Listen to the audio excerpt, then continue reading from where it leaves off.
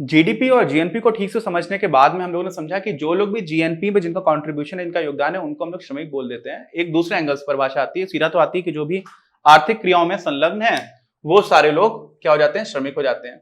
अब ऐसे में प्रश्न उठता है कि यार कुछ लोग बीमार पड़ गए तो वो काम नहीं कर पा रहे हैं, त्योहार आ गया तो लोगों ने काम करना उस टाइम के लिए रोक रखा है, कोई और उत्सव है तो लोगों ने काम करना रोक रखा है, किसी को चोट लग गई है तो काम करना रोक रखा है, तो उसको हम श्रमिक नहीं बोलेंगे क्या? बताइए, सोच के बताइए, क्योंकि वो काम तो कर नहीं रहा उस टाइम पर। उसके बाद भी हम उसको श्रमिक बोलते हैं। अगर कोई टेम्परेरीली मतलब थोड़े दिन के लिए किसी कारणवश काम नहीं कर रहा है, इसका मतलब ये नहीं कि वो इन जनरल काम नहीं कर रहा है, तो उसको भी हम श्रमिक मानते हैं। ठीक, तो ये सारे लोग भी क्या होते हैं, श्रमिक ही होते हैं। समझ गया? ऐसे ही कभी कभी ऐसा लगता है कि श्रमिक का मतलब क्या है कि कोई फैक्ट्री में काम करने वाले लोग हैं, निश्चित रूप से वो श्रमिक हैं। लेकिन ऐसा परसेप्शन बन जाता है कि जो लोग किसी ने एम्प्लॉय किया हुआ है और जिन लोगों को सैलरी मिल रही है वो लोग श्रमिक हैं। ऐसा जरूरी नहीं है।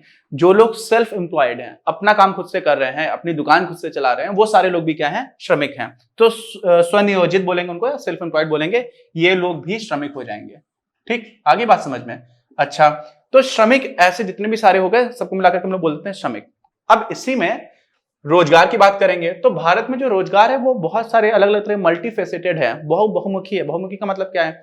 कुछ लोग ऐसे हैं जिनको हमेशा रोजगार मिला रहता है वर्ष भर के लिए, ठीक, और यही फॉर्मल, हम लोगों ने बात की थी इनफॉर्मलाइजेशन की। तो फॉर्मल रोजगार में क्या होता है कि आपको पेरोल पर आप हो, आपको सैलरी मिलेगी, आपको बाकी भी जो सारी चीजें इंश्योरेंस का है, बेनिफिट, पीपीएफ का, ईपीएफ का, वो सारी चीजें मिलेंगी, तो वो फॉर्मल हो जाता है।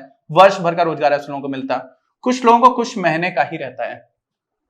ठीक है, आप कुछ महीने के लिए काम कर रहे हो। बहुत सारे लोग हैं जो हमारे यहाँ सीजनल काम करने जाते हैं और सीजनल काम किया, उस टाइम पर उन्होंने रोजगार किया, बाकी टाइम पर उनको रोजगार नहीं है।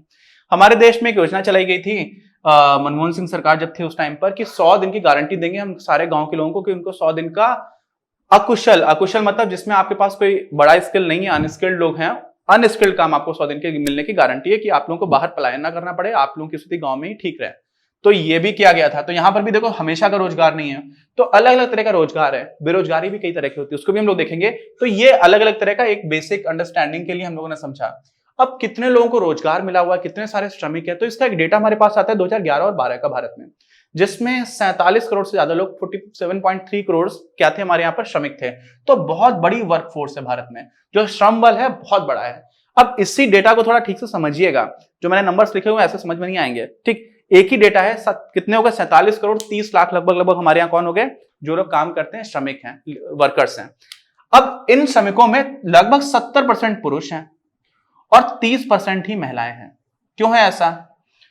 क्योंकि महिलाएं बहुत सारे ऐसे काम करती हैं जिसके लिए पैसे नहीं मिल रहे होते हैं। घर में रोटी बना रही हैं, कुछ और काम कर रही हैं, खेत में आकर के काम कर रही हैं, घर का ही खेत है, तो सब्सिस्टेंस एग्रीकल्चर होता है। कभी कभी सब्सिस्टेंस एग्रीकल्चर में आप ऐसा इतना काम करते हो कि आप घर में खाना खा पाओ, या कोई जानवर है और उसका जो भी उसका प्रोडक्ट्स हैं वो घर में ही यूज हो रहा है, बाहर नहीं बेचे जा रहे हैं, तो इन सारों को हम रोजगार काउंट नहीं करते हैं। ऐसे ही घर के लिए काम कर रहे हैं, कढ़ाई हो रही, बुनाई हो रही है, स्वेटर बन रहे हैं घर के लोगों की पहनने के लिए, उसको बेचा नहीं जा रहा है, तो उन सबको रोजगार नहीं माना जाता, और इस वजह से महिलाओं की संख्या कम हो जाती है। ठीक, बहुत ही कम हो जाती है। अब इसमें 70% पुरुष हैं, 30% महिलाएं, और इसमें हम लोगों ने जो चाइल्ड लेबरर्स है ना, उनको भी इंक्लूड किया हुआ है। जो बच्चे भी काम कर रहे हैं, बाल श्रमिक हैं, उनको भी मिलाया हुआ है।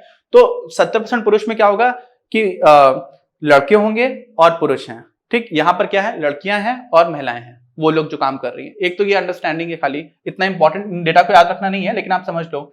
दूसरा, ये जो चीज आती है, ये 2011-12 में भी करीब 75% लोग ऐसे हैं जो श्रमिक हैं भारत में, वो ग्रामीण क्षेत्र में रहते हैं, शहरी क्षेत्रों में नहीं। टोटल पॉपुलेशन अब उतनी नहीं रह गई है, लेकिन श्रमिकों की जब हम बात कर रहे हैं तो ग्रामीण क्षेत्र में श्रमिकों का नंबर बहुत ज्यादा है, 75% के आसपास, और शहरी क्षेत्रों में 25% है। अब इसमें एक और चीज समझिएगा, ग्रामीण क्षेत्र में 75% टोटल श्रमिक हैं। अब उन टोटल में महिलाएं भी हैं, पुरुष भी हैं, तो उस जो ग्रामीण क्षेत्र में रहने वाले श्रमिक हैं, उनमें से लगभग 1/3 यानी कि 33% के आसपास महिलाएं हैं। ठीक, तो 67% वहां पर पुरुष हो गया, यानी कि गांव में टोटल का 75% है, और इस 75% में अगर इस 75% को हम कुछ नहीं मान लें कि टोटल गांव के लोग हैं, तो टोटल जो गांव के लोग हैं श्रमिक, उनमें से 33% महिलाएं हैं। ये इस 75 से 33 नहीं, इस 75 को जब 100 मान लेंगे तब ये 33 आएगा। ठीक, क्यों? क्योंकि 33% महिलाएं कहां पर है, जो ग्रामीण वर्कफोर्स है उसके अंदर। और शहर में क्या है, सोचिए, शहर में ज्यादा महिलाएं काम कर रही होंगी या कम कर रही होंगी? तो आप कई बार ऐसा लगता है कि शहर में तो बैंक्स में भी काम करने जा रहे होते हैं, बहुत सारी चीजें ऐसी हो रही होती है कि शहर में महिला ज्यादा काम कर रही हैं। उल्टा है।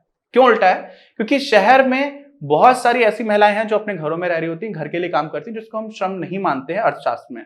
और इस वजह से शहरों में लगभग 20% ऐसी महिलाएं हैं जो वर्क फोर्स का हिस्सा बनाती हैं। गांव में क्या होता है, बहुत सारी महिलाएं खेती कर रही होती हैं, जानवरों का काम कर रही होती हैं, और क्योंकि उनको बेचा जा रहा होता है इसलिए उनको भी हम श्रमिक मान लेते हैं। फॉर्मल एम्प्लॉयमेंट की बात नहीं कर रहे हैं, बट इनफॉर्मल एम्प्लॉयमेंट में गांव में जो अनुपात है महिलाओं का काम करने का वो थोड़ा ज्यादा है। यहाँ पर कुछ एक दो चीजें और भी थोड़ी अजीबोगरीब आई थी कि जैसे महिलाओं को आप शिक्षा दो उनका रोजगार बढ़ता है, लेकिन वहां पर भी कुछ अलग उल्टा ट्रेंड बीच में देखने को मिलता है, उसकी भी मैं कई बात करूंगा, और हो सकता है इसी चैप्टर में बात करूं तो बताऊंगा आपके। तो अभी क्या है आप समझ लीजिए, 47.3 करोड़ टोटल श्रमिक थे, जिसमें से 70% पुरुष है, 30% महिलाएं हैं, 75% गांव में है, 25% शहरों में है। जो गांव में है टोटल उनमें से 33% महिलाएं हैं, जो शहर में टोटल उनमें से सिर्फ 20% महिलाएं हैं। इतनी सी बात है। तो एक बार ओवरव्यू लिया, अभी इसी चैप्टर को आगे कंटिन्यू करेंगे। कोई डाउट हो तो प्लीज कमेंट बॉक्स में लिखकर बताइए। जीडीपी जीएनपी अच्छे से समझ लीजिएगा, किताब में गलत दिया है वो बहुत इंपॉर्टेंट है। अब बात करते हैं श्रमिक और रोजगार के साथ में लोगों के रोजगार में कैसे भागीदारी है उसको लेकर के। तो कुछ कुछ ऐसे हम लोग मैट्रिक्स बनाते हैं या कुछ ऐसे पैरामीटर्स बनाते हैं जिसको देख करके हम क्वांटिफाई कर पाते हैं, हम नंबर्स में देख पाते हैं, संख्या में देख पाते हैं कि स्थिति कैसे चल रही है। तो ऐसा ही एक पैरामीटर बना दिया है जिसको हम लोग बोलते हैं श्रमिक जनसंख्या अनुपात, वर्कर पॉपुलेशन रेशियो। कितने वर्कर्स हैं टोटल पॉपुलेशन में? जनसंख्या क्या होती है? किसी भी क्षेत्र में किसी भी पॉइंट ऑफ टाइम पर रहने वाले लोगों की संख्या को जनसंख्या कहते हैं। अब उसमें से कितने लोग वर्कर्स हैं, ठीक, पूरे देश की बात करेंगे अगर, तो क्या हो जाएगा, हम श्रमिकों की संख्या में पूरी जनसंख्या से भाग दे देते हैं।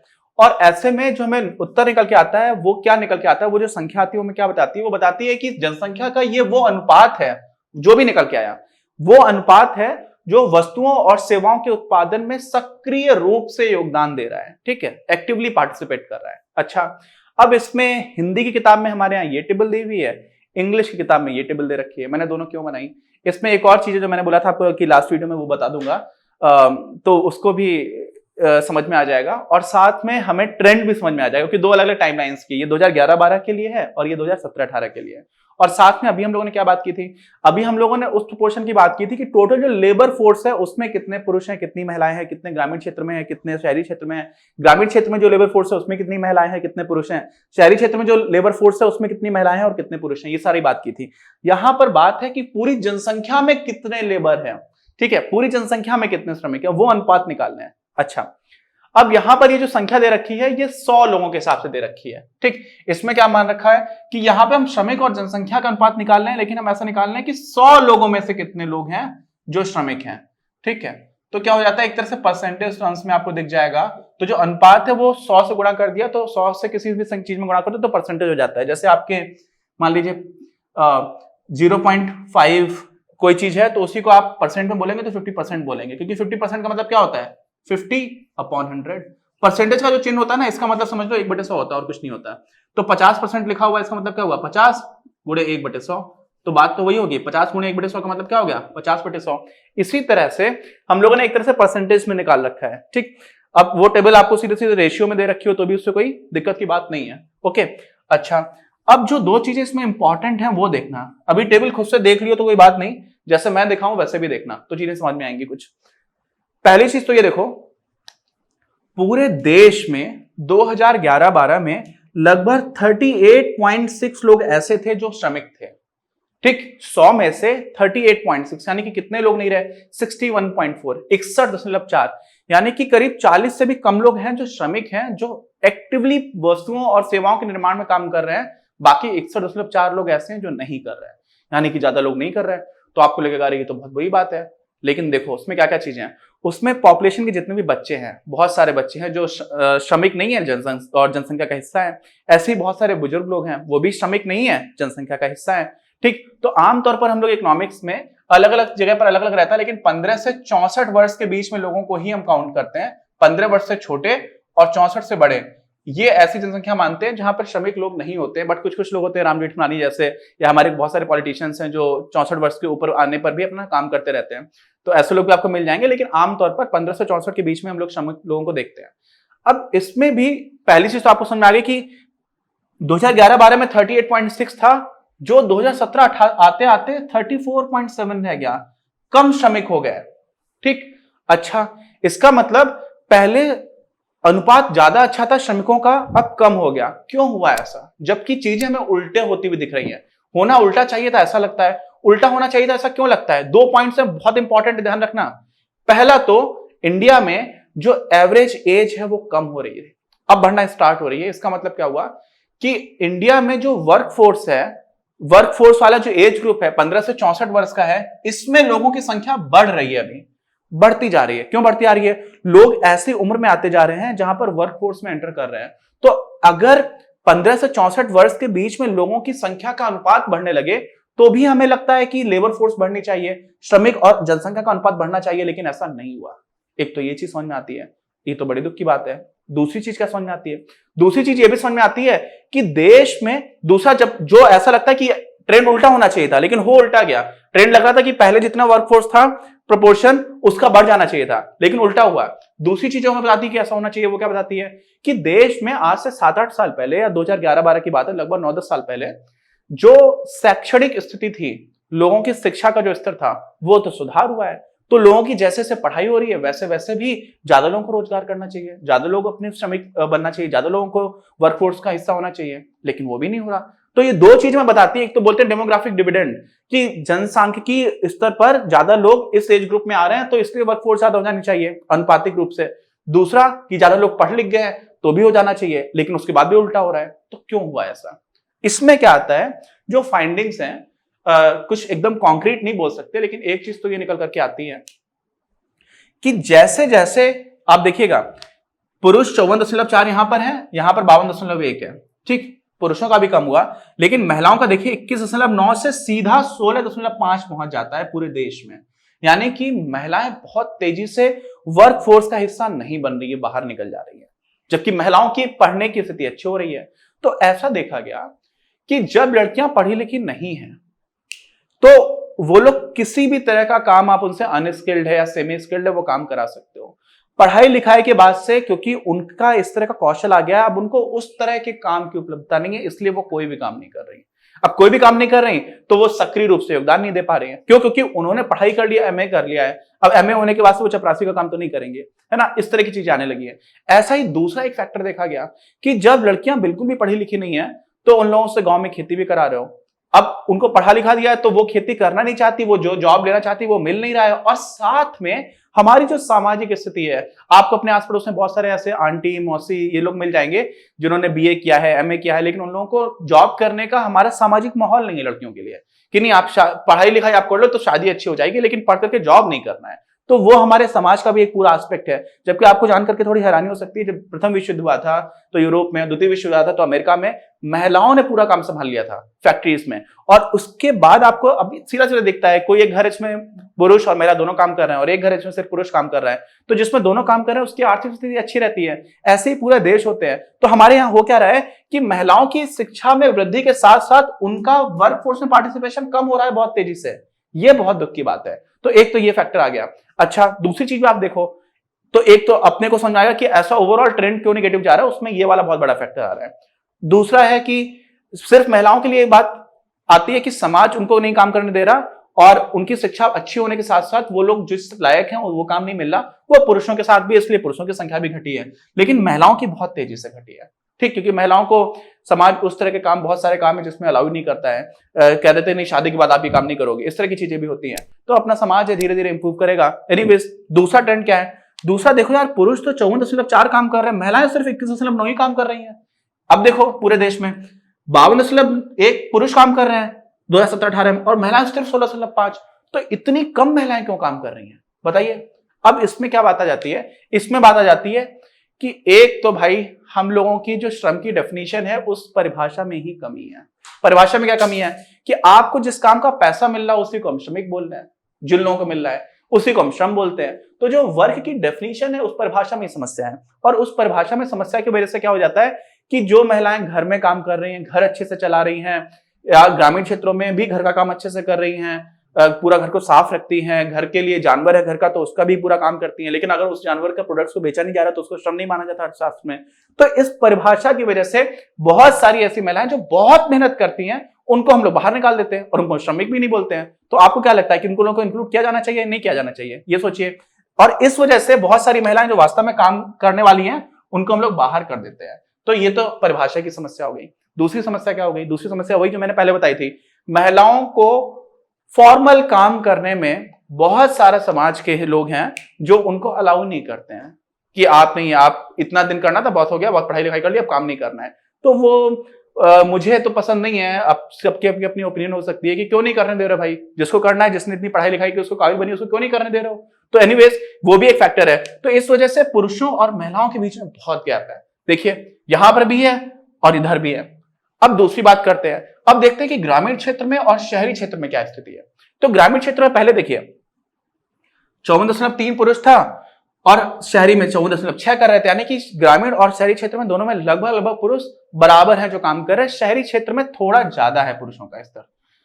बाद में क्या, इधर देखिए यहां पर भी ग्रामीण क्षेत्र में जो पुरुषों की स्थिति है उससे थोड़े ज्यादा पुरुष जो है वो काम कर रहे हैं, क्योंकि गांव शहरों में बहुत तमाम तरह के काम मिल जाते हैं। लेकिन आप पुरुष महिलाओं की स्थिति देखेंगे तो महिलाएं ग्रामीण क्षेत्र में काफी ज्यादा आगे हैं। 3.5, यहाँ पर देखिए 14 है, यहाँ पर 17 है, 3 से भी ज्यादा, 3% से ज्यादा का अंतर है। और यहाँ पर देखिए 14 है और यहाँ पर 24, यानी कि ग्रामीण क्षेत्र में महिलाएं बहुत ही ज्यादा काम कर रही थी पहले। और देखिए यहाँ पर आप ग्रामीण क्षेत्र में देखोगे तो कितना तेजी से गिरा है, 25% था लगभग 17.5 आ गया, 7.5% की गिरावट में दर्ज की गई। क्यों? ग्रामीण क्षेत्र में महिलाओं ने पढ़ना स्टार्ट किया, पढ़ने के बाद से उनको वो काम तो वो करेंगे नहीं जो पहले बिना पढ़े लिखे लोग करते थे, और उसके बाद, और करना भी नहीं चाहिए, लेकिन जो काम कर सकते हैं वो समाज करने नहीं दे रहा, या फिर उस तरह के रोजगार नहीं है। तो इस वजह से समस्या आ रही है। और इसी वजह से जो महिलाएं हैं उनमें बहुत तेजी से, खासतौर से ग्रामीण महिलाओं में गिरावट हुई है। देखिए ओवरऑल महिलाओं में भी हुई थी, लेकिन उसमें भी ग्रामीण महिलाओं में बहुत तेजी से गिरावट हुई है। शहरी महिलाओं में 14.7 से 14.2 की गिरावट हुई, तो कोई बहुत बड़ी गिरावट नहीं है। लेकिन ग्रामीण महिलाओं में बहुत ही तेज हुआ है गिरावट, कि वो वर्कफोर्स से बाहर निकल गई है। अब इसमें एक और चीज थी कि ग्रामीण और अगर आप शहरी का कंपैरिजन करोगे तो ग्रामीण में महिलाएं ज्यादा काम कर रही हैं शहरों की तुलना में। क्यों? क्योंकि अभी भी गांव में उस तरह के काम होते हैं, खेती का काम है या फिर जानवर पालने का काम है, जिसका प्रोडक्ट्स को बेचा भी जा रहा है। खेत में भी कई बार जो अनाज वगैरह होता है या कोई भी जो पैदावार उसको बेचा जाता है। तो इस वजह से भी ऐसा दिखता है कई बार कि गांव में जो महिला काम कर रही है उसके काम को काम मान लिया जाता है, क्योंकि वो श्रम की डेफिनेशन के अंदर आ जाता है। लेकिन शहरों में नहीं आता है, जो घर में महिलाएं काम कर रही है शहरों में। तो इस वजह से गांव की महिलाओं का प्रोपोर्शन अच्छा दिखेगा शहरों की तुलना में। और ओवरऑल अगर आप देखोगे तो ग्रामीण क्षेत्रों में ज्यादा वर्कर्स आपको मिलेंगे। यहाँ पे देखो 39.9 है, यहाँ पे 35.5 है, यानी कि यहाँ पर ग्रामीण क्षेत्र में ज्यादा इंप्लॉइज है, शहरों में कम है। क्यों? क्योंकि गांव में अगर काम नहीं करेंगे तो और भी ज्यादा समस्या आने स्टार्ट हो जाती है। शहरों में क्या होता है, एक फैक्टर ये भी आता है कि शहरों में तो बहुत सारे लोग ऐसे जो स्कूल जा ही रहे हैं, ट्रेनिंग कर ही रहे हैं, पढ़ाई कर ही रहे हैं। गांव में बहुत सारे लोग जो हायर एजुकेशन में थोड़ा भी जाते हैं, कक्षा 8 तक पढ़ा उसके बाद से नहीं पढ़ाई की, या फिर स्कूल में जा भी रहे हैं तो छोड़ देते हैं, या फिर जल्दी से छोड़ने के बाद से बीच में अपनी पढ़ाई छोड़ दी और उसके बाद से कुछ काम करने लगे। तो इस वजह से, क्योंकि काम नहीं करेंगे तो उन लोगों के लिए जीना और कठिन हो जाता है, उतने ज्यादा संसाधन और आगे का जो जीवन है वो उतना ठीक नहीं दिख पा रहा होता है, और कई बार आर्थिक स्थिति खराब होने की वजह से जल्दी ही वर्कफोर्स को ज्वाइन कर लेते हैं। तो दोनों ही बार आपको ग्रामीण क्षेत्र में ओवरऑल जो है वो ज्यादा दिखेगा कि देखिए यहाँ पर ज्यादा काम कर रहे हैं। इधर भी देखेंगे तो यहाँ पर भी शहरी क्षेत्रों से तुलना में ग्रामीण क्षेत्र में ज्यादा वर्कफोर्स, हमारा जो श्रमिक और जनसंख्या अनुपात है, वर्कर पॉपुलेशन रेशियो, वो ज्यादा है। तो इसमें 3, 4, 5, 6 पॉइंट्स जो थे वो सारे नोट्स में आपको मिल जाएंगे। आपने ठीक से समझा होगा तो आपको समझ में आ रहा होगा कि क्या क्या ट्रेंड जा रहा है। तो अब इसी चैप्टर को आगे अगले वीडियो में कंटिन्यू करें। कोई डाउट हो तो प्लीज कमेंट बॉक्स में लिख करके बताइए। इस वीडियो के प्रायोजक हैं आप, और अगर आप ऐसे ही और वीडियोस बनाने में हमारी मदद करना चाहते हैं तो पैट्रियन पर जाकर या फिर स्क्रीन पर दिए गए QR कोड को स्कैन कर अपना योगदान जरूर दें।